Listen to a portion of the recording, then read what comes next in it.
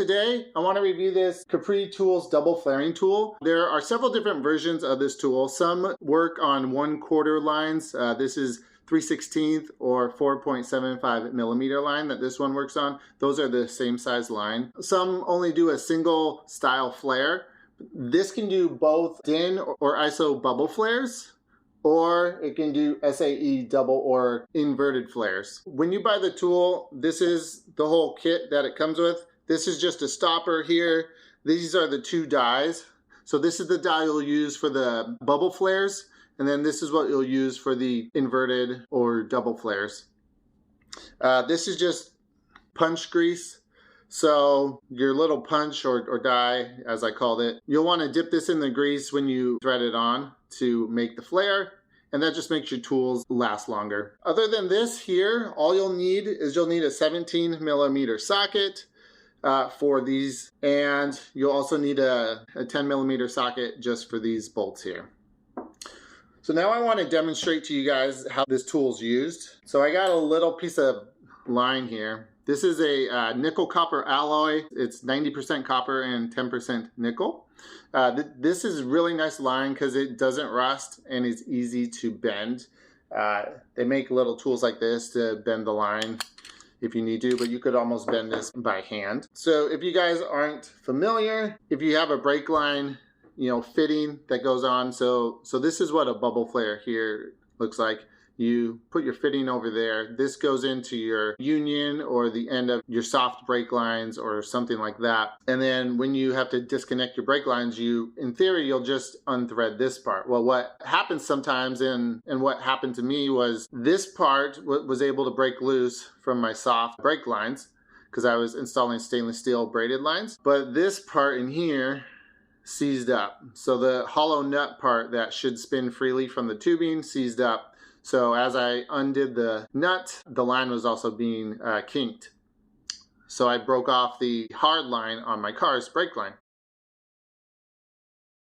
So the solution was this. Now the really cool thing about this tool that kind of separates it from a lot of other tools on the market is this can be either used in a bench vise, which is how most tools are used. So you have to use the flaring tool off of the car, or this can be used on the actual car, which is what I did. Saved me, a ton of time, and it worked out great. So let me show you guys here. So this is my little piece of tubing here. You need to make a fresh cut on your tubing. Now, this is a little tool. I think I got this maybe at AutoZone.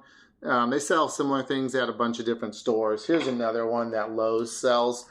As you can see, Lowe's only advertises it for copper, brass, or aluminum. This one actually was advertised for steel too, which is why I used it. In reality, there's probably not much of a difference between either tool. This was able to cut through my factory steel lines. I don't know if the factory ones were stainless steel or not, but they were definitely steel. They were not made out of this, and it cut through those fine. So how you use this tool here is you want to put the tubing right on those rollers in there.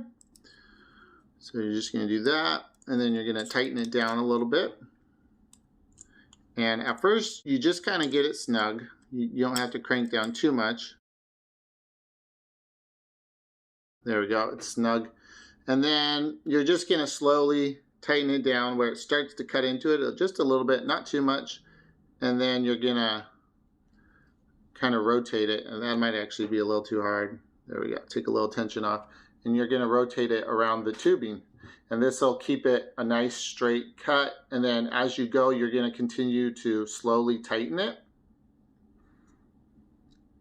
And so I can see it's already making a line in the tubing a little bit, and then I'm just going to tighten a little more, keep going. And you would do the same thing with this tool if you were cutting the line on the car.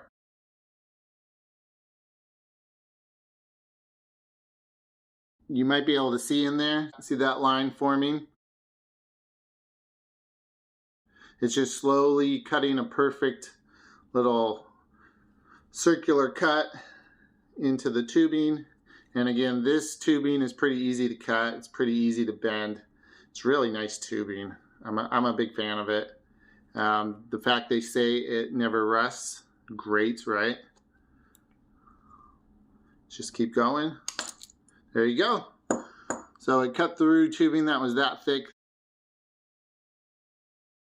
See that little piece there it cut off? Okay. Now, what you want to do here is you kind of want to deburr the end of that. So either get yourself a file or a piece of sandpaper. I'm just going to use a little piece of sandpaper here real quick.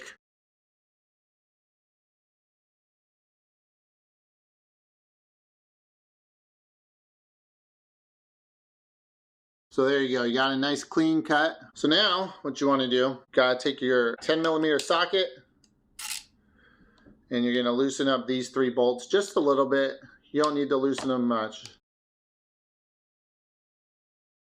Okay, so now you see this plate here will kind of lift off just enough for you to slide the tubing into. So since we're gonna make a bubble flare, we're gonna use this one here. So you're gonna slide the tubing in from this side.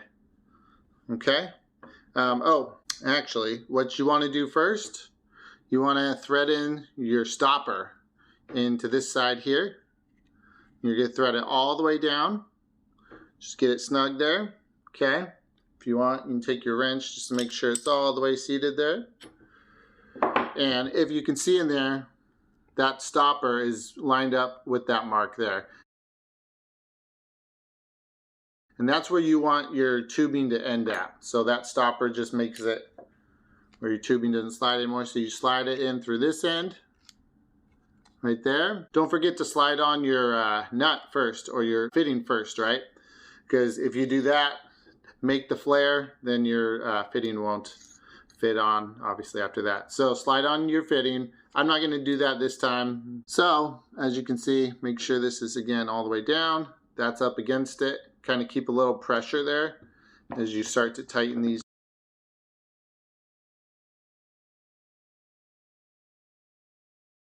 Snug them down pretty good. Now you do want to snug these down quite a bit. The first time I tried to make a flare, it didn't work too good, and it's because the line actually slipped in there because I didn't snug these down tight enough. I was worried about snugging it down too tight. Especially when you make steel line out of this. Again, this isn't really advertised to do stainless steel lines, but I was able to make a decent flare on the line on my Mustang, which was steel. I just don't know what type of steel. It was definitely harder, but it worked out okay. Okay, so give it a little test tug. Should stay in there. Now you can loosen this one up. Take the stopper out of there. So now you guys should be able to see the end of that is perfectly in line with those marks right there. So we're not going to use this. If we were making a inverted die, then we would use this one. But we're making a bubble flare. So all we have to use is this here. So now you want to use the grease, of course. So dip it in the grease. Get a good little dab on there, right?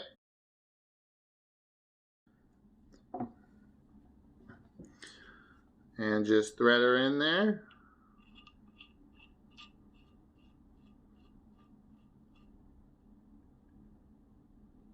You can either use a wrench, of course, like this to tighten it, or you can use a socket, doesn't matter. So whatever you want to use here.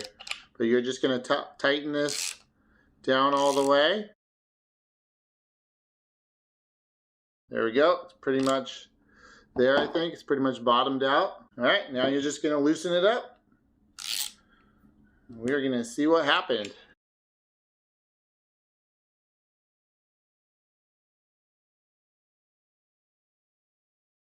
Now you'll have to open it up a little more this time because there's an actual flared end, so it won't slide out of here as easily. There we go. It's coming most of the way.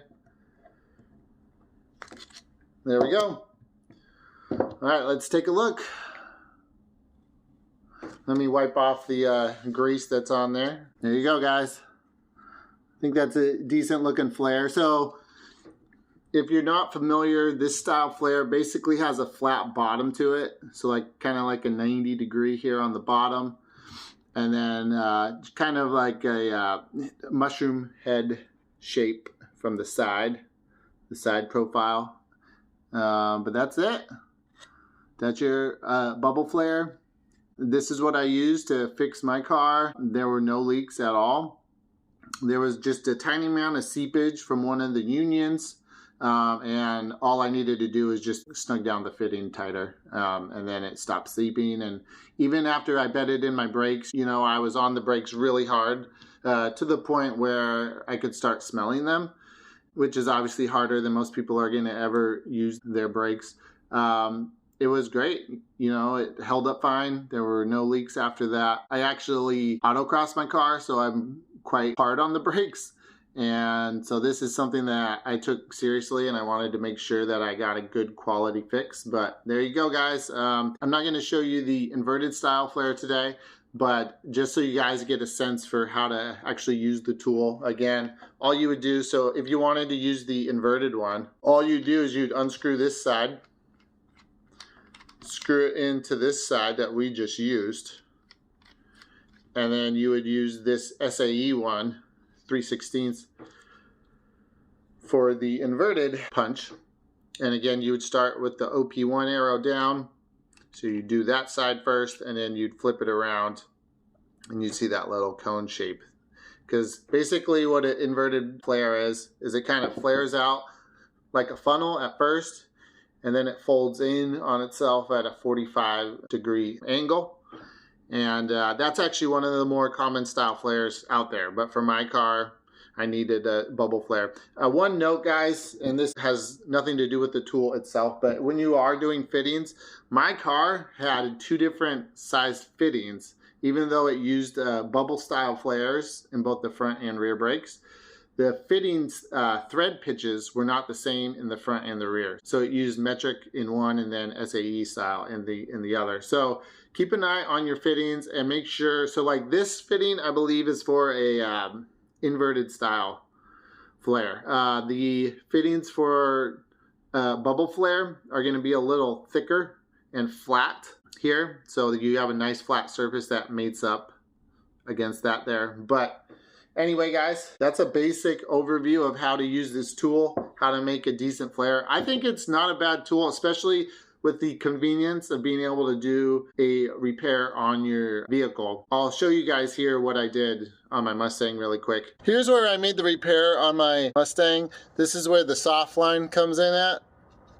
And then the part that I snapped off was this nut here, or the line there. So this is the line that I fixed. This is the factory line here going to the driver's side. And then this line, as you can see, you can kind of follow it back there. That heads up front. Here's the union over here. So this was like I think maybe a 12-inch piece of line here that I bent to the shape that I needed it, and I shortened it to, I don't know what it ended up being, maybe 9 inches or something. So you can kind of see the union there. So there's a fitting, of course, on both sides going to that union. So this is where I ended up cutting the factory line. Now you might notice that the factory line has a black coating on it. I don't know what that is, but it is extremely durable. When I first tried to make this fitting here, it didn't go well because the coating was sort of messing it up. So I had to strip off that coating, and the only way that I could do it was with a wire wheel. You know, I stuck a wire wheel in a drill, and I just kind of slowly like went around here and I ground it all down. So that's the whole reason why I needed this tool in the first place, because I snapped off this probably last inch of this factory hardline here, and then I had to make the repair, and of course I cut it back further back here. But overall, I'm very happy with it. This tool sells for around $100. I think you can get a little cheaper on Amazon. I was really glad that I found this tool. Really happy with it. Overall, I would definitely give it a thumbs up. I didn't try the other style flare, so I can't speak to how well those flares turn out, but I think this is a perfectly acceptable bubble flare. Certainly worked for me, and I am really hard on my brakes. Good luck, guys.